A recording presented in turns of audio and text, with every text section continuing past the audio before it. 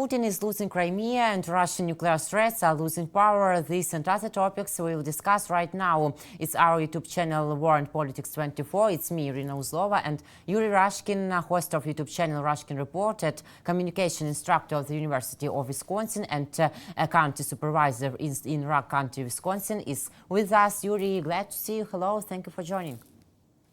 Thank you, Irina. Thank you for the invitation. Always glad to do this. The world is a crazy place, but we can still talk about it, so that's a great thing. Yes, and it's good that we are not crazy. We try to make it in the same way. Okay, the New Yorker reported that Atacam strikes won't stop the Russians, but Putin's nuclear threats are losing power. Can you agree with these statements? How can I deny? I think that we see that Russia is struggling on every level at this point, including that Russia's central bank said on Wednesday it will suspend buying foreign currency on the domestic market for the rest of 24. There are a lot of problems.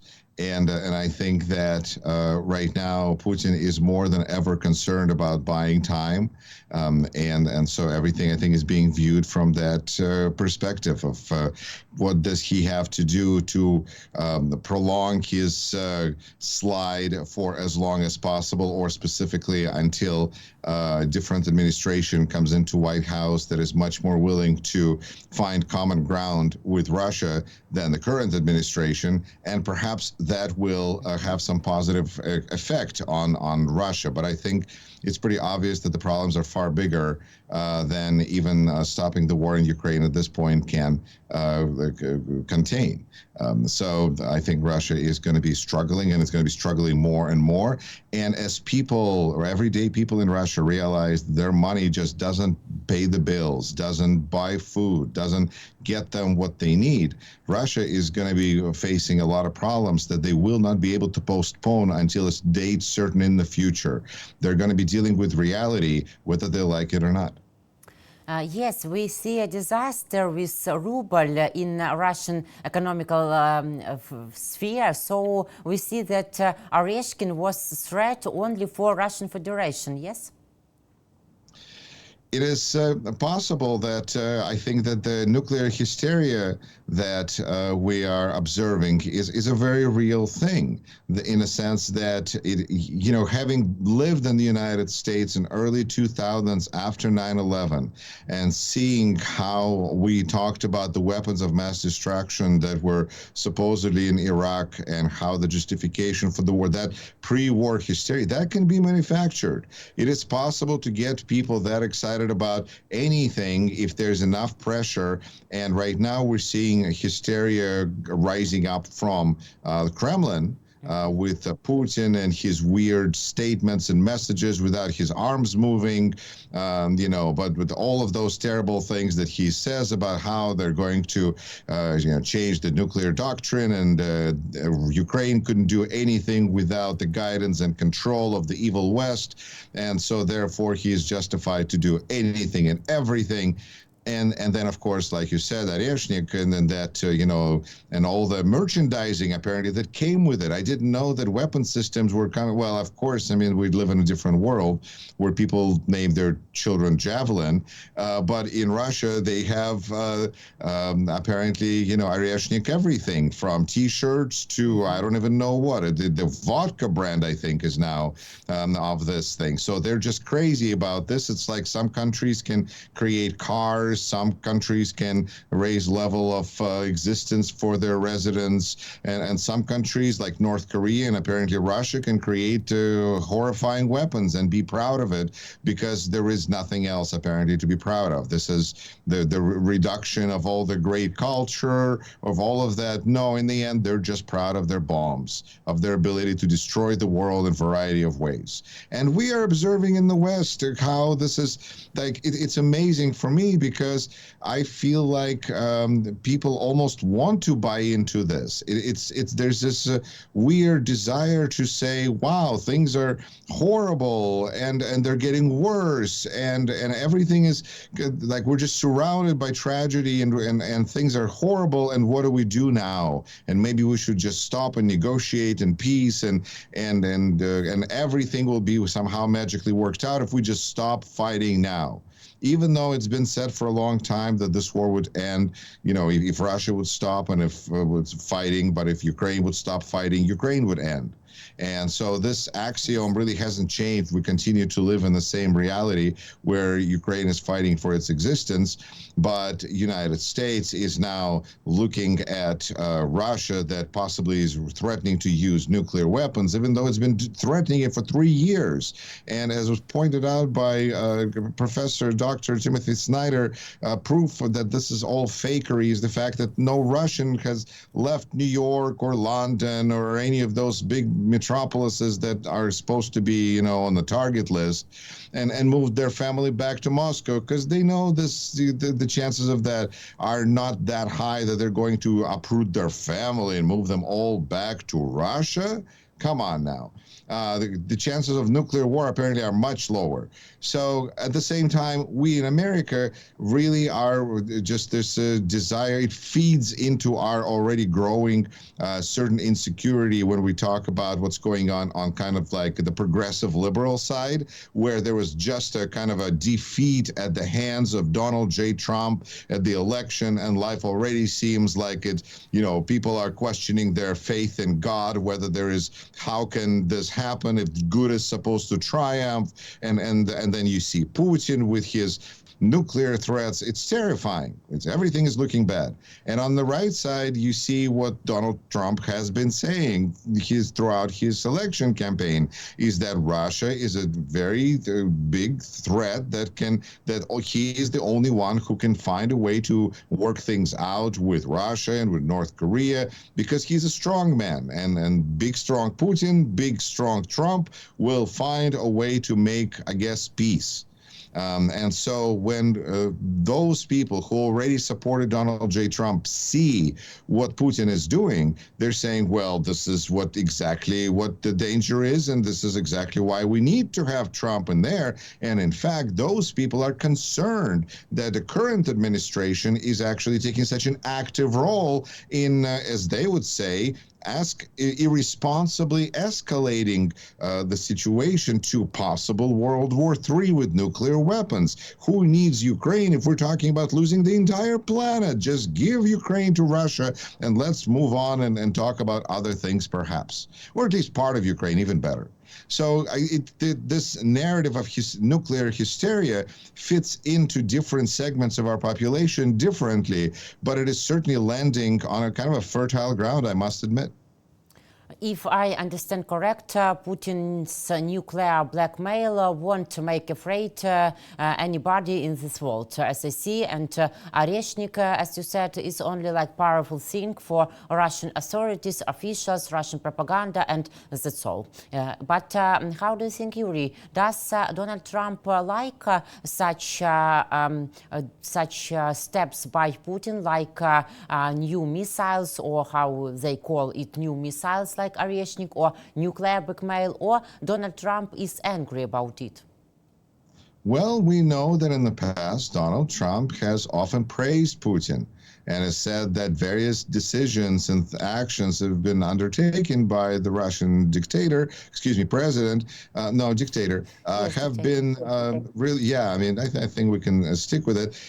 He called him genius, right? The invasion, the whole idea of annexation part of Ukrainian territory prior to invading it, Donald Trump said this was great.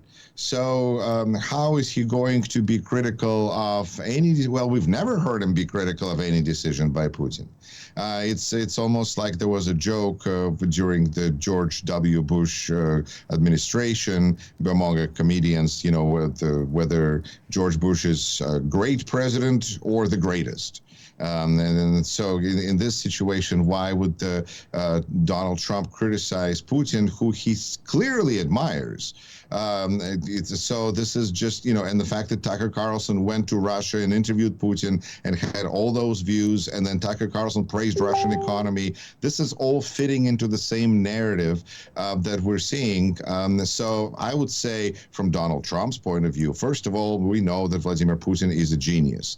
And beyond that, whatever he is doing is a pretty smart move, because this escalation is highlighting exactly what I was just saying, how accurate apparently Donald Trump was talking about Putin, escalation, Joe Biden, World War III, only Trump. Well, now we will have only Trump, who will save us all by making a great deal, although in the past that has been often a challenge.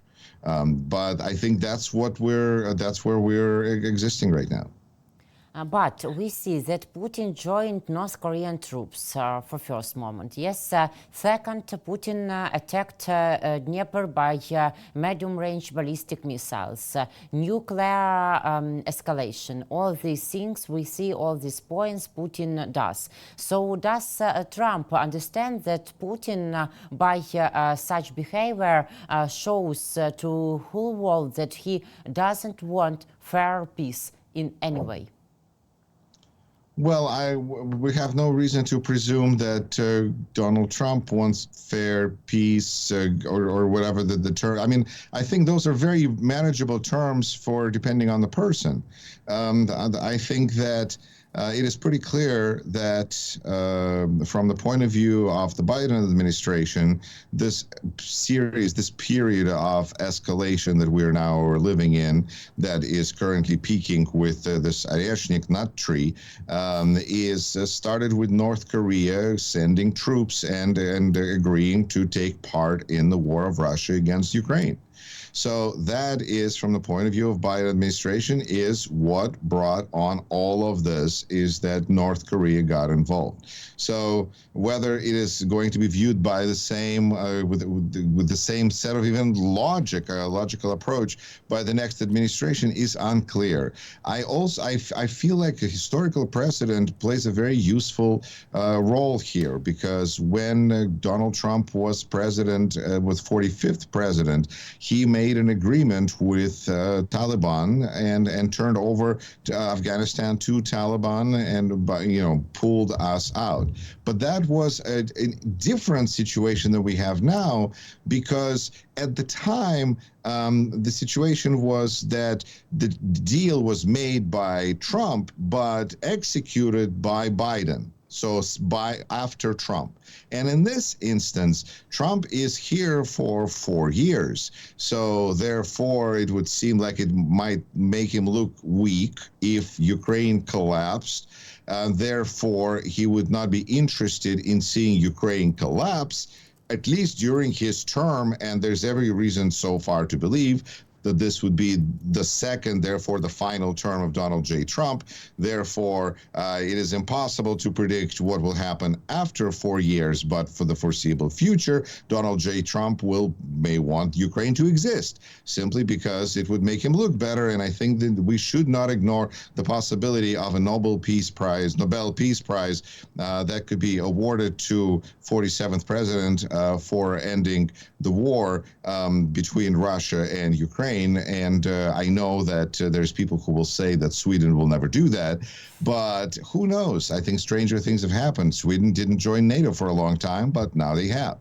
So maybe a Nobel Peace Prize, maybe appearance of a demonstration of that strong manness that Donald Trump is so prizes and so values. All of those factors will play a positive role.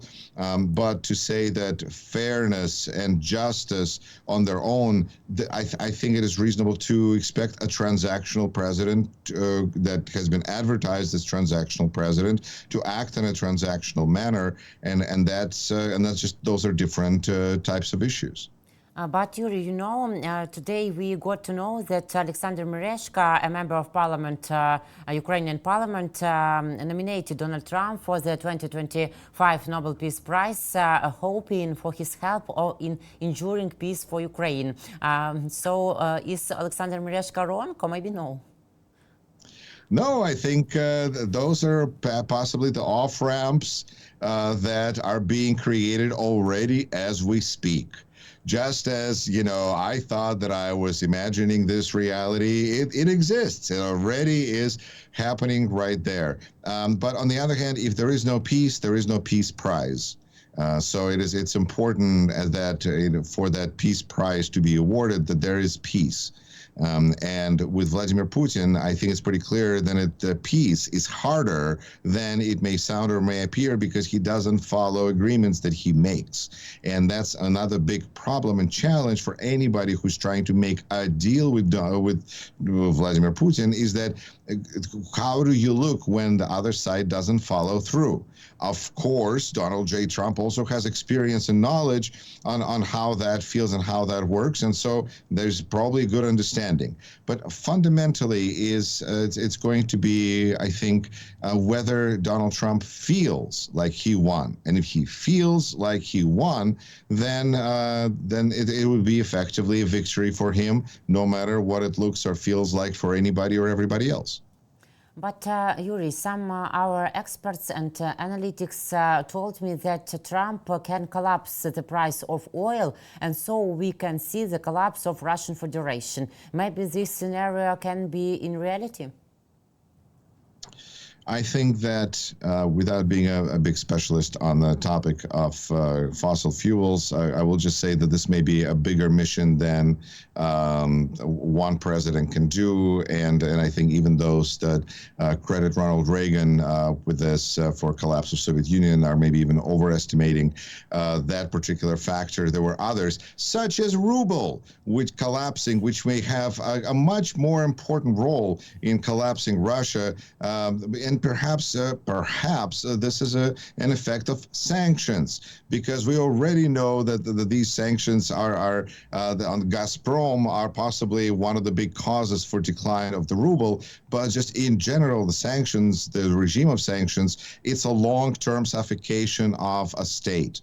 And this is something that Russia has been able to withstand for X amount of time because of reserves, because sanctions they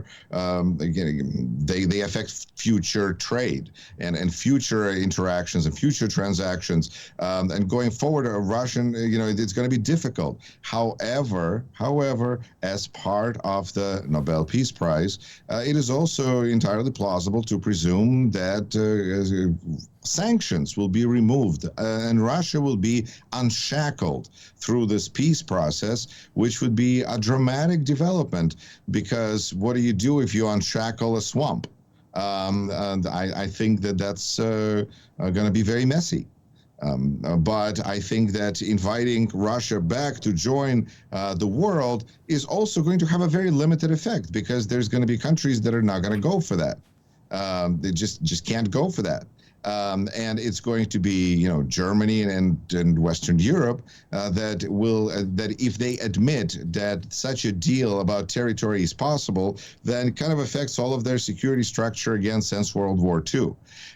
So it's going to be a very strange world where we're going to have boundaries that are and borders that are agreed to by any number of states, but are not. What is international order? It's chaos. It's basically chaos.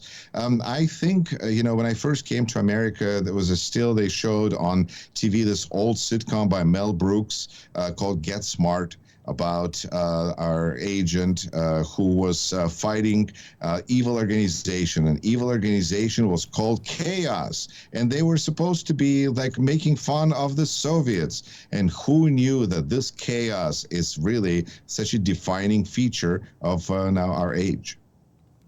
The United States has informed the United Nations of North Korea's plans to transfer new ballistic missiles to Russia. This would be in addition to the more than 100 missiles that Russia has already delivered and used to attack Ukrainian cities. So Donald Trump may hold talks with North Korean leader Kim Jong-un, Reuters reports earlier today. So how can such negotiations between Trump and North Korean president can be realistic and successful?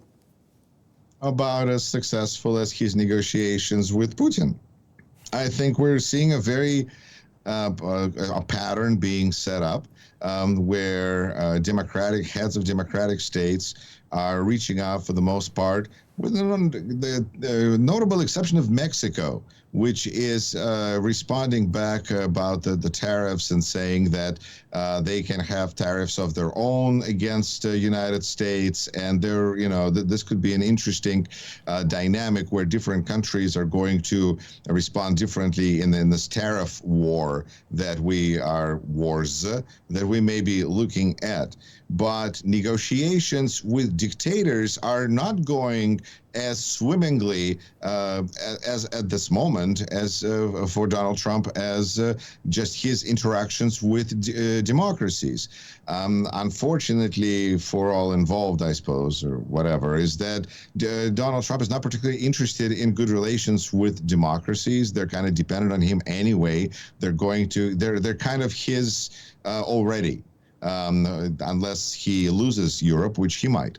But his negotiations with North Korea, his negotiations with Putin are going to go slower because when we are shifting from the world of what is the right thing to do and what is the wrong thing to do, which is kind of a paradigm we lived in for a pretty long amount of time, and now shifting into the paradigm of strength and weakness, and how do you project strength and how do you project weakness, it appears that Vladimir Putin and Kim Jong-un are just doing things that are expected in that power dynamic of now you're supposed to play coy. If you're a dictator and you're supposed to be hard to get. Okay, we'll see how that works out. But this doesn't really, it's hard to say that this is seriously taken into consideration actual security. But we will see all of this, how this will turn out.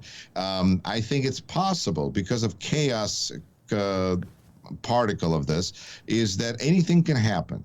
But it is also kind of hard to imagine that these relations with North Korea will go very well, because they go better for North Korea if they're not going well, because then they can like a hostage situation, they can ask for more ransom.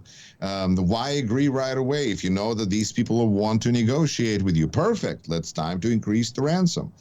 So this is why a lot of people question this approach fundamentally.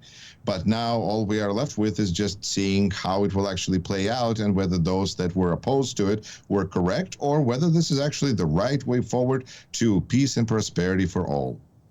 Donald Trump is considering retired Lieutenant General Case Kellogg as a special envoy to Ukraine to negotiate about ending Russian-Ukrainian war. What do we know about this man, and what will Trump's special envoy for Ukraine decide? Or will he only carry out Trump's will?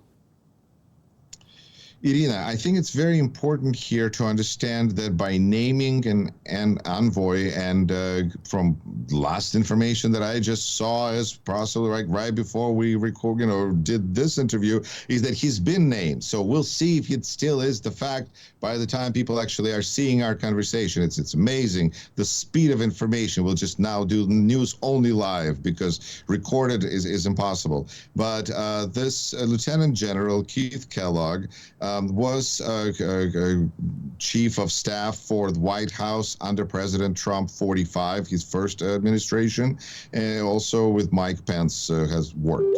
And so uh, this person, this very experienced, actually very elderly statesman, he's 80 years old, offered a plan to President Trump whereby everybody except for Ukraine gets everything that they want, and Ukraine gets kind of like peace. And peace for whatever is Ukraine. So we are moving the conversation, the topic of the borders of 1991 kind of off the table. We're moving NATO off the table. And we're saying that if Ukraine wants to get more aid, Ukraine needs to sit at the table, at negotiation table, and there you go. On one level, it can work out great. Sure, Ukraine may be very willing to offer people who will agree to negotiate on its behalf in exchange for continued military aid, and then just wait for Russia to show up. But it may also have unpredictable consequences. And it's important to acknowledge here that by naming an envoy, President is already showing that this is, on one hand, an extra important task because he is naming a special person to handle this task. But at the same time, he is also shifting his individual perception of certain responsibility away from himself onto this other person. Keith Kellogg, retired lieutenant general, because under current administration, there is no envoy for Ukraine because we have President Biden, who is our guy in charge of foreign policy, and he's got a Secretary of State who does the things that Secretary of State does, and we don't have a special envoy for Ukraine. Now we will. And whether this plan will work, whether there will be other features incorporated, like autonomous zones that were mentioned by other candidate for the position, Mr. Grinnell. Either way, this is going to be a plan that ultimately will have to be somehow supported by Trump via a tweet or X in the middle of whatever, when we find out that he agrees to something, but we don't know how Putin will respond to this at all. And therefore, this possibly can make Donald Trump, in the eyes of many people, appear to be weak. But once again, if Donald Trump does not feel that he is weak or that he lost anything like his clothes, and it's still perfectly well-dressed president. Clear, Yuri. And one more question, please. Ukraine continues to pave the way for the liberation of our Crimea, not Russian Crimea, and Putin's military airfield and military college were attacked by Ukrainian drones and maybe even missiles. And how do you think, how much does it hurt Putin understanding about losing Crimea in nearest future? And I think that when long-range missiles were previously launched on Crimea, Putin was silent. Does he really understand that Crimea doesn't belong to the Russian Federation?